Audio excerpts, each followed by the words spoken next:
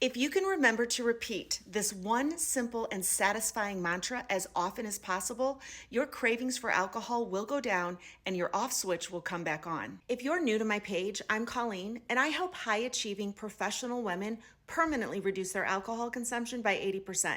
If that interests you, hit the follow. So, over drinking and overthinking go hand in hand. Part of you thinks that alcohol is your biggest problem, and part of you thinks that alcohol is your favorite solution. This keeps your brain stuck in problem-solving mode and your body stuck in a stress response, and it's blowing your circuit breakers. You're gonna need to create and nourish and expand new thought processes where you actually can see and feel the benefits of not drinking. So here's the mantra I want you to try.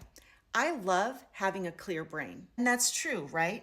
Part of the reason most of us who identify as perfectionists drink in the first place is because it's the only way to quiet our minds and clear that noise and chaos out of our head. Alcohol might be a temporary band-aid for that, but after a few drinks, you're just fuzzy in a different way. If you want to cultivate the desire for having a clear brain, you have to make that one of your goals. So adopt the mantra, I love having a clear brain. And don't wait for Friday night to practice this. You want to think this as often as possible. Notice in the morning when you start waking up and your brain starts going into the day, think, I love having a clear brain. Anytime you notice that your brain is running on all cylinders, solving the problems, doing all the things, stop and relish that feeling.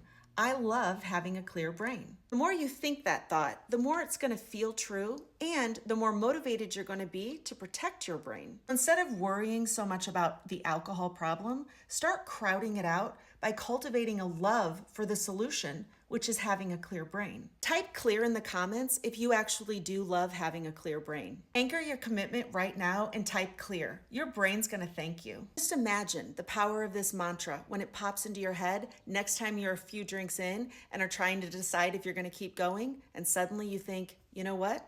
I love having a clear brain. I want to emphasize this is not an all or nothing thing. You don't have to stop drinking. You just have to remember that you actually like having a clear brain. Simple tools like this are one of the many strategies that you're going to need if you want to go back to thinking of alcohol as one of the many pleasures in your life instead of your one soul-sucking problem. And if you'd like to know more about my step-by-step process for overcoming alcohol use disorder, click the link in my bio and schedule a free consult.